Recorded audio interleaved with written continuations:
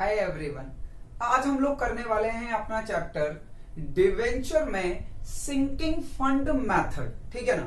देखो, हम लोगों ने डिवेंचर में कम इंटरेस्ट और एक इंटरेस्ट वाला कॉन्सेप्ट कर लिया है, बट अभी हमें करना है सिंकिंग फंड इन्वेस्टमेंट वाला। बच्चों, जिसमें हम सिंकिंग फंड क्रिएट करते हैं, वो कॉन्सेप्ट क्या है हम पूरी चर्चा करेंगे उस पर आज।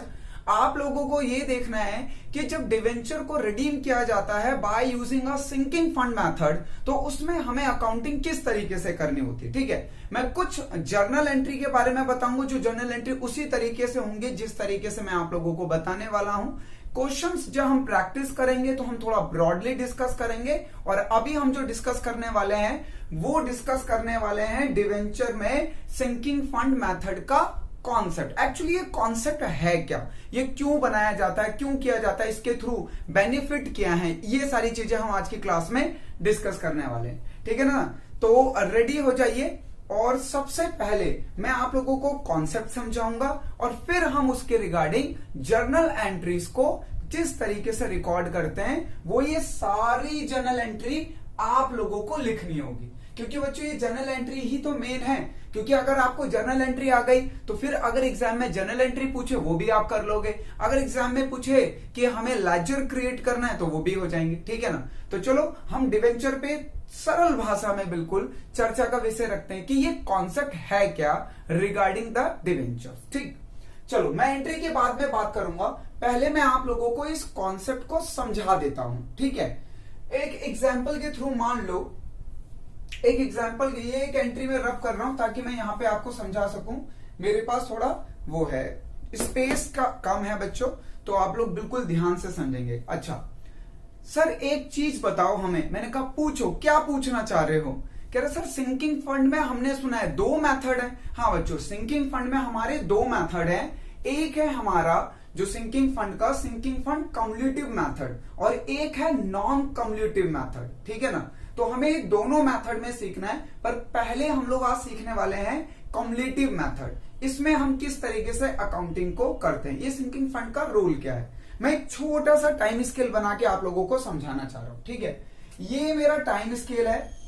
ठीक है, बिल्कुल ध्यान से समझना आप लोग। ये मैंने एक टाइम स्केल बनाया, और आज डेट मान लो 2022 है, और मैंने मान लिया कि चलो 1 अप्रैल है। सर नहीं, आज डेट 1 अप्रैल नहीं है। अरे मान लो ना, मैंने मानने के लिए कहा है, तुम लोग तो मेरे से जबरदस्ती करने लगते हो। मान लो आज 2020 1 अप्रैल है। ठीक है, और हमने बाय अ कंपनी हमने डिवेंचर इशू करके कुछ पैसा हमने रेज कर लिया। हमने मान लो कि बच्चों 10 लाख रुपीस के डिवेंचर इशू कर दिए, और हमने उन्हें प्रॉमिस किया कि भैया ये 10 लाख रुपीस हम आपको रिडीम कर देंगे। अच्छा, आप लोगों को अच्छे तरीके से पता होना चाहिए कि डिवेंचर रिडीमेबल होते हैं। ठीक है, वैसे बच्चों डिवेंचर के बहुत सारे टाइप्स होते हैं, अलग अलग उनके मेथड के अकॉर्डिंग, तो वो मैं अपने किसी और वीडियो में आप लोगों के साथ डिस्कस करूंगा उसके रिगार्डिंग। बट अभी मैं जो आप लोगों के साथ डिस्कस करने वाला हूं वो डिस्कस करने वाला हूं सिंकिंग फंड इन्वेस्टमेंट। ठीक है, तो मान लो हमने आज 10 lakh rupees as a debenture हमने इशू फंड रेज कर लिया एज ए डिवेंचर, और हमने कहा कि भाई हम ये डिवेंचर आपको, जो डिवेंचर होल्डर है उनको हम कह रहे हैं, डिवेंचर होल्डर को कि आपको 3 साल बाद मनी रिटर्न कर देंगे। कितने साल बाद रिटर्न करेंगे बच्चों?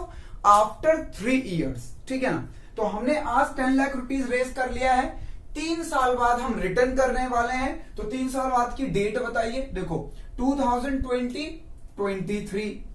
ठीक है, 2023, 2023 और 24 और 25, यानी हम 2025 में मनी रिटर्न करने हैं हमें। अगर हमने डिवेंचर को ये बोला है, डिवेंचर होल्डर को, कि भैया आज के डेट पे हम डिवेंचर इश्यू कर रहे हैं और रिडेम्पशन होगा 3 साल बाद, तो देखो फर्स्ट ईयर यहां पे कंप्लीट होगा, सेकेंड ईयर यहां पे कंप्लीट होगा। अच्छा, ये 31 मार्च और 31 मार्च, हाँ हमारा फाइनेंशियल चल रहा है। अब ग्रेजुएशन के बच्चे हो, ये नहीं बताऊंगा फाइनेंशियल ईयर क्या है। ठीक है ना, ये लीजिए। तो ये हमारा फर्स्ट टाइम ईयर एंड यहां पे होगा, सेकंड टाइम हमारा ईयर एंड यहां होगा, और थर्ड यहां एंड होगा जहां हमें डिवेंचर को रिडीम भी करना है। जहां हमें डिवेंचर को क्या करना है बच्चों? रिडीम्ड करना है। हमें उनको पैसा वापस करना है, ठीक है ना। अब ये तो सिंपल कॉन्सेप्ट है सर, ये हमने शायद 12th में भी पढ़ा था। हाँ, हो सकता है आप लोगों ने बच्चों 12th में भी पढ़ा, पर पिछले 1-2 साल से तो नहीं पढ़ रहे हैं बच्चे, ठीक है ना। अब ध्यान से समझना इस कॉन्सेप्ट में होता क्या। सिंकिंग फंड नहीं समझा रहा हूं, अभी नॉर्मल सिचुएशन समझा रहा हूं। सिंकिंग फंड इसके बाद बताऊंगा कि सिंकिंग फंड का क्या रोल प्ले होता है, ठीक है। अब जरा ध्यान से सुनो, हमने कहा कि हमने डिवेंचर इश्यू करे 10 लाख रुपए के। अब ये 10 लाख रुपए के डिवेंचर रिडीम कब होने, भाई रिडीम हो रहे हैं आफ्टर 3 इयर्स, यानी यहां पे रिडीम होना है। तो मुझे इस डेट पे 10 लाख रुपीस चाहिए ना। अगर मैं डिवेंचर पार पे भी रिडीम कर रहा हूं, वैसे डिवेंचर 2 तरीके से रिडीम हो सकते हैं, एट पार पे और एट प्रीमियम पे भी, ठीक है ना, एट प्रीमियम पे। बट मैं मान लो कोई भी कंडीशन लग रही, चलो मैं नॉर्मली मान के चल रहा हूं कि पार वाली सिचुएशन लग रही है, तो मैं डिवेंचर रिडीम करूंगा ना। तो डिवेंचर होल्डर को मुझे कितने रुपए देने पड़ेंगे, 10 लाख रुपीस आज वापस करने पड़ेंगे। तो कहां से आएंगे वो पैसे, तो कंपनी क्या करती है बच्चों, कंपनी को पता ही है यार, मैं नॉर्मल मैं भी हूं तो मुझे भी पता ही है ना। अगर मैंने सपोज छोड़ दो, आप एक कॉन्सेप्ट समझो, मैं छोड़ दो कि मैं आपको अकाउंटिंग पढ़ा रहा हूं, मैंने आपसे 5 लाख रुपए उधार ले लिया और मैंने कहा कि भाई 2 साल बाद रिटर्न कर दूंगा, ठीक है। मैंने आपसे 5 लाख रुपए उधार लिया और मैंने कहा कि 2 साल बाद रिटर्न कर दूंगा। तो अब मुझे 2 साल बाद रिटर्न तो करना ही है ना। तो 2 साल बाद जब पूरे होंगे तो एकदम से पैसा थोड़ी ना आ जाएगा, तो कहीं ना कहीं से तो मुझे पैसा चाहिए ना। तो वो पैसा कहां से आएगा, तो अब उसकी प्लानिंग करते हैं। जैसे मैंने मान लिया कि भैया मैंने 10 लाख रुपए रेज कर लिया, अब मुझे 3 साल बाद वापस करना है। तो अगर हर साल मैं 3 लाख रुपए जोड़ूं और लास्ट ईयर में 4 लाख रुपीस जोड़ लूं, ठीक है ना, मतलब मैं अपने पास जमा करता रहूं हर ईयर के एंड में 3 लाख। सर हर ईयर के एंड में ही क्यों कह रहे हो, अरे हमारा profit and loss year and में तो बनता है। तो जब ईयर एंड में प्रॉफिट एंड लॉस बनेगा तो उस प्रॉफिट जो मेरे को आया है उसमें से 3 लाख रुपीस मैं रख लूंगा, 3 लाख रुपीस सेकंड ईयर भी रख लूंगा और नेक्स्ट ईयर मान लो 4 लाख रख लूंगा। तो मेरे पे 10 लाख हो गए, डिवेंचर होल्डर को लास्ट डेट पे उनके 10 लाख रुपीस दे के हिसाब बराबर। तो इसे कहेंगे बच्चों कि हमने अपने पैसों का मैनेजमेंट कर लिया, क्योंकि हमें पैसे चाहिए थे, हमें 3 साल बाद रिटर्न करने थे 10 लाख रुपए, तो मैंने थोड़ा थोड़ा पैसे करके जोड़ लिया। हालांकि बच्चों ये अमाउंट इक्वल होती है, ठीक है, और क्वेश्चन में वो बता देगा इसका तरीका क्या है, वो मैं क्वेश्चन करते समय आप लोगों को समझाऊंगा। हम देखते हैं कि जो हमारा इंटरेस्ट रेट है वो किस तरीके से होगा, उसके हिसाब से हमें कितने पैसों की जरूरत होगी, वो थोड़ा हमारा प्रैक्टिकली कॉन्सेप्ट है। अभी बस मैं आप लोगों को सिंकिंग फंड का कॉन्सेप्ट समझाना चाह रहा हूं, ठीक है ना। अब ध्यान से सुनना, मैंने आज 10 लाख रुपए रेज कर लिए, अब मुझे ये 3 साल बाद रिडीम करने हैं, यानी वापस करने हैं 10 लाख रुपए। तो मैं हर साल के एंड में पैसा इकट्ठा करते रहूंगा अपने पास। मान लो मैंने एक गुल्लक बना ली, ये लो ये गुल्लक बना ली मैंने कहा पहला ईयर एंड हो गया, मान लो मैंने 3 लाख मान लो, तो मैंने फर्स्ट ईयर के एंड में 3 लाख रुपए इस गुल्लक में डाल दिए। क्यों डाल दिए, मैंने कहा भैया 3 साल बाद 10 लाख रुपए देना है डिवेंचर होल्डर को, तो मुझे तो पैसा चाहिए। फिर दूसरे ईयर के एंड में मैंने फिर डाल दिया इस गुल्लक में 3 लाख रुपए, और फिर 4th ईयर के एंड में मैंने डाल दिए 4 लाख रुपए, और इस ईयर के एंड में मेरे पास अब पूरा है, क्योंकि यहां से यहां तक जो मैंने प्रॉफिट कमाया उसका मैंने कुछ पार्ट इस गुल्लक में रख दिया। जो भी मैंने प्रॉफिट कमाया बच्चों उसका कुछ पार्ट मैंने गुल्लक में रख दिया, वो मैं डिसाइड कर लेता हूं कि मुझे कितना रुपए गुल्लक में रखने, ठीक है ना। फिर मैंने इस साल जो प्रॉफिट कमाया उसमें से मैंने 3 लाख रुपए फिर से गुल्लक में रख दिया, और फिर मैंने लास्ट ईयर जो प्रॉफिट कमाया उसमें से भी मैंने 4 लाख रुपए, अकॉर्डिंग टू मेरे एग्जाम्पल, वैसे इक्वल अमाउंट होती है, मैंने 4 लाख रुपीस गुल्लक में डाल दिए। तो अब मेरे पास हो गए पूरे 10 लाख, और इस गुल्लक में से मैं खोलूंगा और 10 के 10 लाख मैं अपने डिवेंचर्स होल्डर्स, जितने भी मेरे डिवेंचर होल्डर्स होंगे उनको पैसे दे दूंगा। ये खुश हो जाएंगे बच्चों, देखो इनके चेहरों पे स्माइल आ गई, ये खुश हो जाएंगे। क्यों, क्योंकि इनको पैसा मिल गया। अब इसके रिगार्डिंग जो हम अकाउंटिंग एंट्रीज करेंगे वो समझ लो। अब एक पर्सन ने मुझे सलाह दी, मैंने कहा क्या सलाह देना चाह रहे हो आप मुझे, बोला इधर आओ तुम्हें एक सलाह देते हैं। मैंने कहा बताओ क्या सलाह, बोला आपको 10 लाख रुपए देने हैं। मैंने कहा मैंने 10 लाख रुपए ऐसे डिवेंचर लिए हैं तो मुझे कभी ना कभी तो देने पड़ेंगे, और वो कभी कब आएगा, वो कभी आएगा बच्चों 3 साल बाद, 2025 में 31 मार्च को।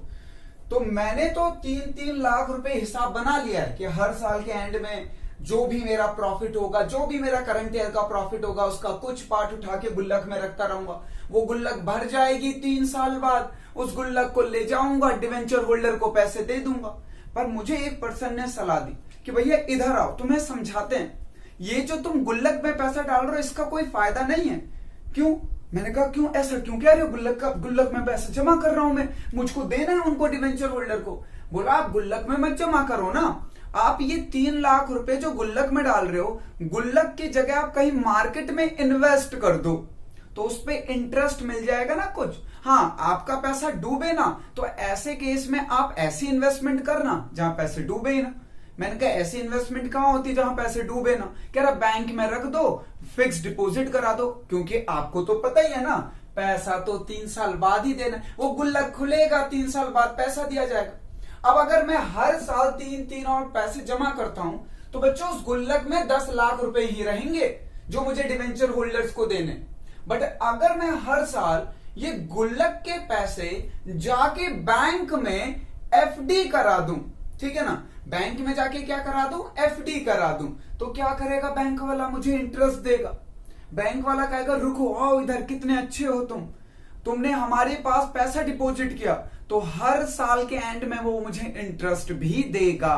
समझ आ रहा है मेरा कॉन्सेप्ट? फिर मैं अगले साल फिर 3 लाख रुपए जो गुल्लक में डालने वाला था, क्योंकि मुझे पैसा तो बाद में डिवेंचर होल्डर को देना है, वो मैं 3 लाख रुपए बैंक में जाके फिर मैंने एफडी करा ली।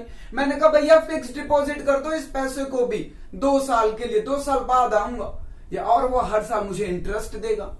अब देखो क्या होगा, ध्यान से सुनो। जो पैसे मैं गुल्लक में रख रहा था, वो पैसे में अगर बैंकर के पास रखूं तो मेरे पास वो पैसा सेफ है, ठीक है। सेकंड थिंग, मुझे उस पर इंटरेस्ट भी मिलेगा। अब आप बच्चों वो पैसा कहीं पे भी इन्वेस्ट कर सकते हो, जहां पे भी आपका पैसा डूबे ना, और आपको रिटर्न जरूर मिले, ठीक है ना। अब कुछ लोग क्या करते हैं कि म्यूचुअल फंड में लगा देते हैं, पर mutual fund subject to market risk होता है। पर रिस्क कितना भाई? अगर आप अच्छी कंपनी में पैसा लगा रहे हो तो रिस्क कम है। जैसे मैंने बैंक में डिपॉजिट कर दिया, भाई मुझे नहीं पता, मुझे इतनी नॉलेज नहीं है, तो मैंने बैंक में डिपॉजिट कर दिया, एफडी पे 5% तो रिटर्न मिलेगा ही ना।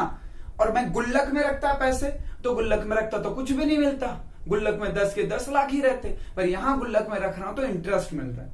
तो बच्चों इसे ही कहते हैं सिंकिंग फंड मेथड। बस इसे ही क्या कहते हैं? सिंकिंग फंड मेथड, बस और कुछ नहीं। अब होता क्या है इसमें, अब मुझे 10 लाख रुपए 3 साल बाद देना, ध्यान से समझना, क्योंकि इसके बाद मैं आप लोगों को एक कॉन्सेप्ट तो समझा ही चुका हूं। जनरल एंट्री समझाऊंगा कि कब कौन सी जनरल एंट्री का सीक्वेंस है, और उसके बाद हम लोग क्वेश्चन भी करेंगे, ठीक है ना। तो ध्यान से समझना।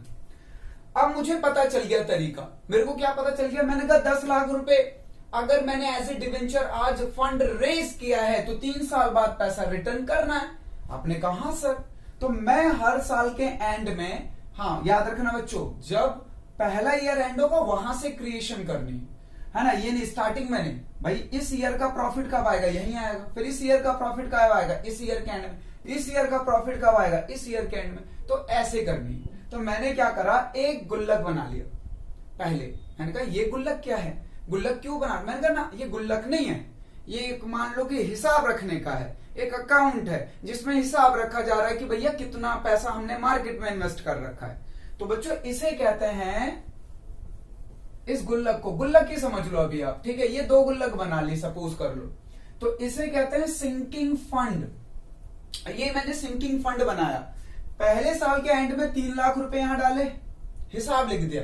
अब ये पैसे मैंने कहा इन्वेस्ट कर दिए, मार्केट में इन्वेस्ट कर दिए। अच्छा, मार्केट में कैसे भी इन्वेस्ट कर सकते हो, ठीक है, चाहे आप एफडी करा लो, चाहे आप कोई लिक्विड सिक्योरिटीज खरीद लो, चाहे आप म्यूचुअल फंड में लगा दो, किसी कंपनी के शेयर्स में लगा दो, किसी और कंपनी के डिवेंचर्स में लगा दो, जैसे मर्जी लगा सकते हो, ठीक है, उसकी कोई मनाही नहीं है।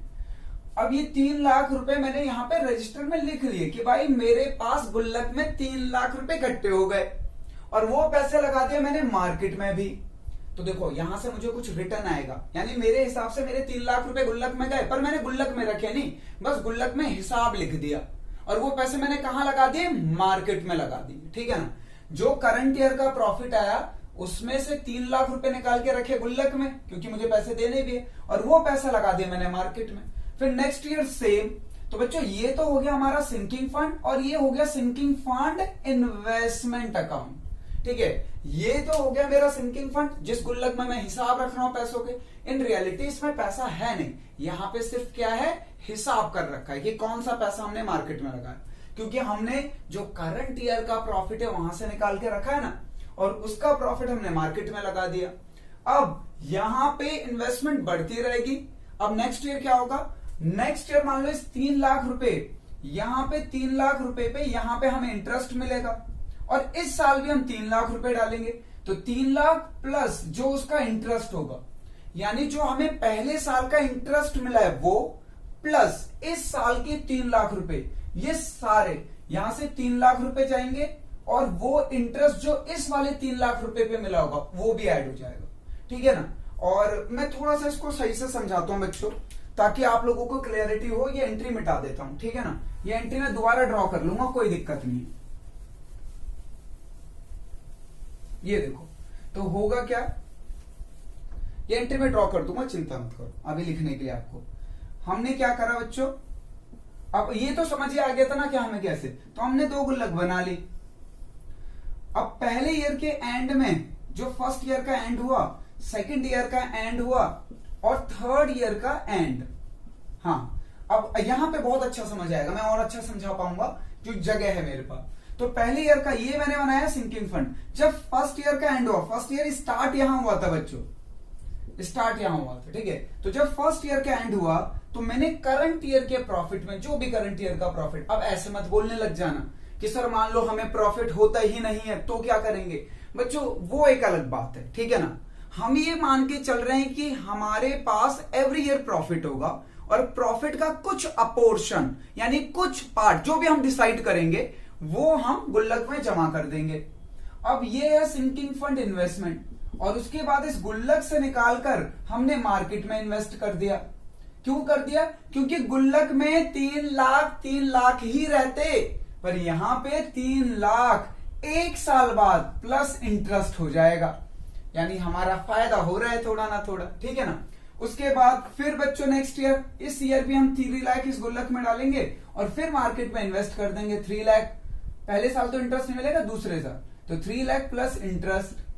फिर थर्ड ईयर, याद रखना बच्चों, थर्ड ईयर अगर ये मेरा लास्ट ईयर है, थर्ड ईयर है, और अगर ये मेरा लास्ट ईयर है, तो मैं यहां गुल्लक में जो पैसे डालूंगा और यहां पे इंटरेस्ट भी कमाऊंगा, पर इस पैसे को दोबारा इन्वेस्ट नहीं करूंगा। सर हम क्यों नहीं इन्वेस्ट करेंगे, अरे ये लास्ट ईयर है ना, अब मुझे पैसे चाहिए डिवेंचर होल्डर्स को देने के लिए। तो अब यहां पे जो भी हमारा पहले का पैसा जमा है प्लस उसका इंटरेस्ट, इसको हम इन्वेस्टमेंट को सेल कर देंगे, और सेल करके ये सारा पैसा हम ट्रांसफर कर देंगे इस गुल्लक में। ठीक है, क्योंकि इस गुल्लक में रियलिटी में तो पैसा था ही नहीं, इस गुल्लक में रियलिटी में पैसा कहां था, इसमें तो हिसाब था, तो हम रियलिटी में पैसा ट्रांसफर कर देंगे ताकि हम डिवेंचर होल्डर्स को पेमेंट कर सके। बिल्कुल सिंपल सा कॉन्सेप्ट है, मे भी थोड़ा डाउट क्रिएट हो सकता है क्योंकि अभी बच्चों वर्बली मैंने समझाया कि एक्चुअली कॉन्सेप्ट क्या है, बट जब इसके क्वेश्चन करोगे तो बिल्कुल क्लियर हो जाएगा। ठीक है ना। अब ये बिल्कुल सिंपल है। अब देख लो, अब मैं तुम्हें टेक्निकल चीजें बता रहा हूं। ठीक है ना, पहले ईयर स्टार्ट हुआ, ठीक है, हमने डिसाइड कर लिया था कि 3 लाख रुपए जमा करेंगे, या 4 लाख रुपए, वटेवर जो भी क्वेश्चन में कहा जाए, जो भी क्वेश्चन में कहा जाए। तो फर्स्ट ईयर के एंड में मैंने 3 लाख रुपए इसमें डाले और यहां से मार्केट में इन्वेस्ट कर दिए। अब दूसरा जब ईयर एंड हुआ तो फिर 3 लाख रुपए डाले और यहां इन्वेस्ट कर दिए। अब जब मैं दूसरी बार इन्वेस्ट करूंगा तो ये 3 लाख प्लस इस वाले 3 लाख में जो इंटरेस्ट आएगा ये इन्वेस्ट होगा मार्केट में। ठीक है, और थर्ड ईयर याद रखना बच्चों, लास्ट ईयर में हम इन्वेस्टमेंट नहीं करते। ठीक है, क्योंकि हमें जो भी इन्वेस्टमेंट हमारे पास होती है उसको सेल करके हमें डिवेंचर होल्डर को पैसा देना होता है। ठीक है ना। अब मैं जो बोर्ड पे जर्नल एंट्री है उसके थ्रू इसी कॉन्सेप्ट को समझाऊंगा कि किस सिचुएशन में क्या जर्नल एंट्री होगी। बिल्कुल ध्यान से समझना। रब कर दूं ना, चलो ये लो। हाँ, मैं ईयर वाइज बताऊंगा, आप ध्यान से समझना। ये लो, ठीक है ना। चलो, तो हमारी फर्स्ट एंट्री थी ये, और सेकंड ये कर देता हूं मैं। सिंकिंग फंड इन्वेस्टमेंट, हाँ मैं शॉर्टकट में लिखा है बच्चों, sinking fund investment to bank.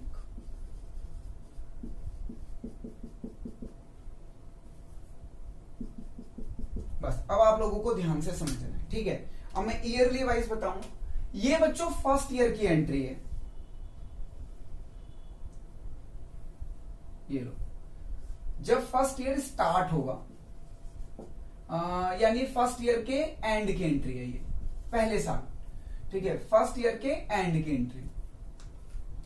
Sir ये फर्स्ट ईयर के एंड की एंट्री है, समझ नहीं आ रहा क्या दिक्कत है इसमें? अरे देखो ये हमारा ईयर है, अब मैं टाइम स्केल ड्रॉ कर देता हूं, ठीक है ना, टाइम स्केल के अकॉर्डिंग आप लोगों को और भी इजीली समझ आ जाएगा। यहां से तो स्टार्ट ही हुआ है हमारा ईयर, तो पहले साल जब ईयर एंड होगा तो प्रॉफिट आएगा, प्रॉफिट आ गया।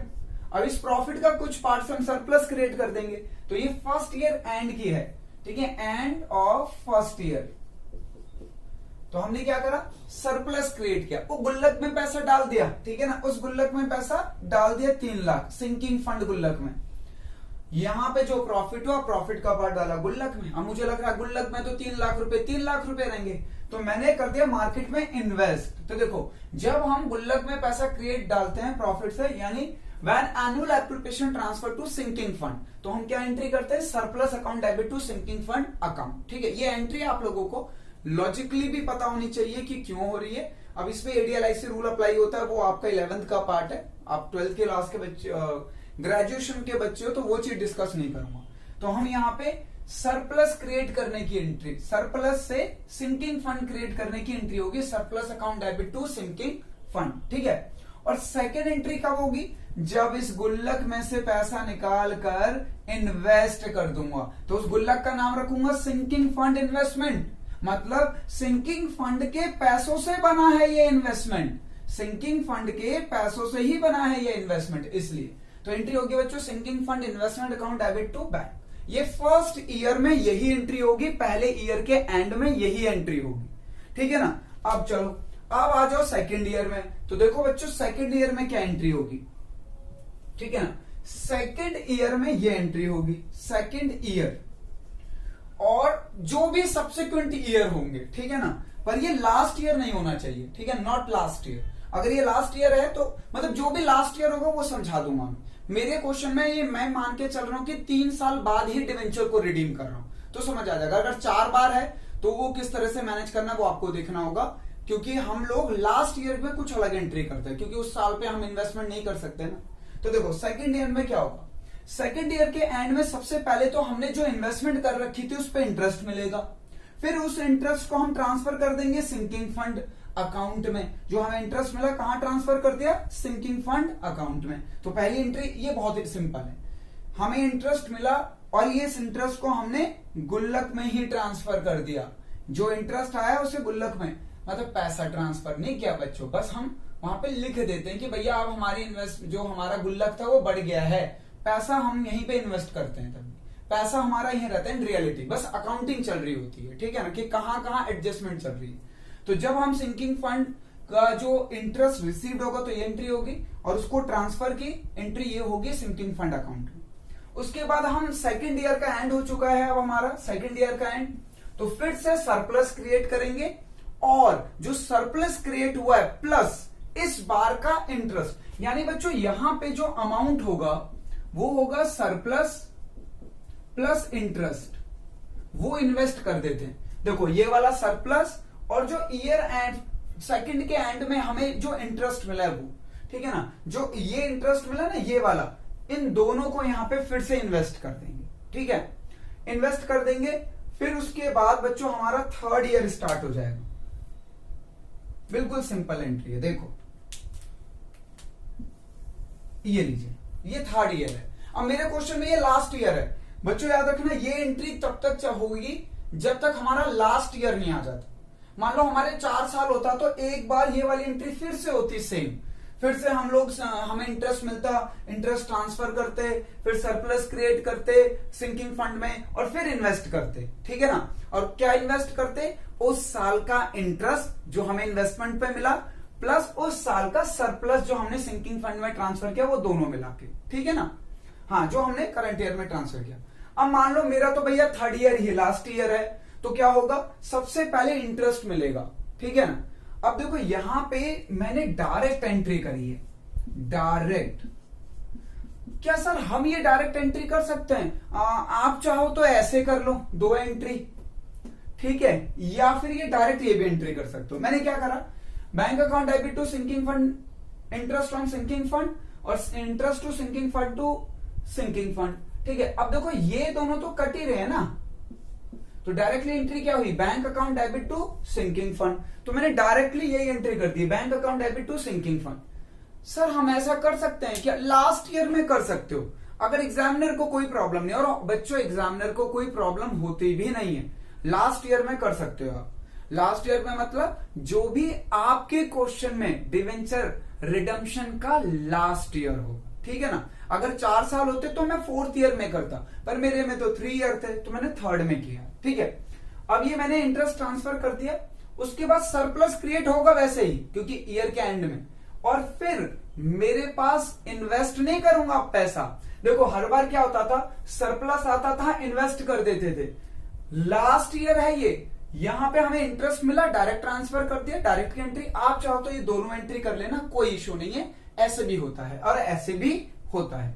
उसके बाद बच्चों मैंने क्या करा, मैंने सारा का जो सरप्लस था वो क्रिएट किया, और फिर मैंने सारी की सारी इन्वेस्टमेंट बेच दी। कौन कौन सी वाली?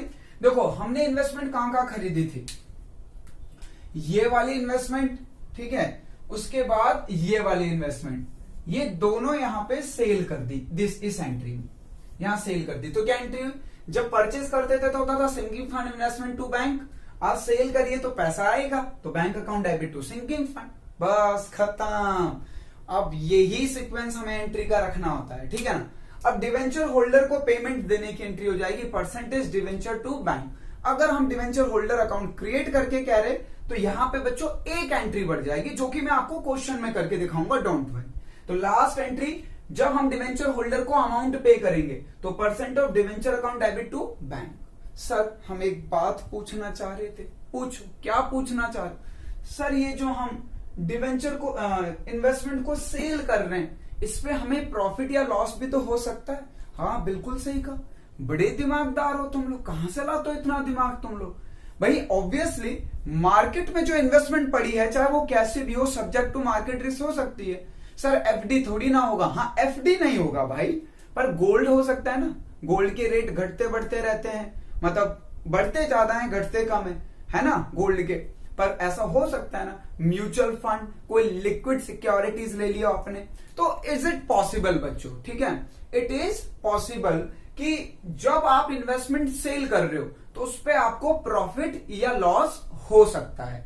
तो जो भी प्रॉफिट एंड लॉस होगा हम उसे सिंकिंग फंड में ही ट्रांसफर कर देते हैं, ठीक है ना। ये सिंपल जनरल एंट्री जब हम क्वेश्चन करेंगे तो वहां पे वैल्यू आएगी, तो जो प्रॉफिट लॉस होगा उसको मैं ट्रांसफर करके दिखाऊंगा। कुछ नहीं बच्चों, लॉस होगा तो डेबिट हो जाएगा, प्रॉफिट होगा तो क्रेडिट हो जाएगा, सिंपल से अभी बता देता हूं। लोग जब हम ये एंट्री करेंगे सारी इन्वेस्टमेंट को सेल करने की, तो जितने में सेल कर रहे हो तो बैंक में पैसा चले गया। सपोज मान लो मेरी जो इन्वेस्टमेंट थी मैंने 5 लाख रुपए की सेल करी, ठीक है ना, पर मेरी इन्वेस्टमेंट की एक्चुअल कॉस्ट मेरे लिए 5,10,000 थी, 5 लाख 10, ठीक है, 5.10 लाख, तो 5,10,000 थी, तो यहां पे 10,000 का लॉस हो गया, तो मैं यहां पे डेबिट कर दूंगा, ठीक है, लॉस दिखा के। वो लॉस में सिंकिंग फंड अकाउंट में ट्रांसफर कर देता हूं रूल के अकॉर्डिंग।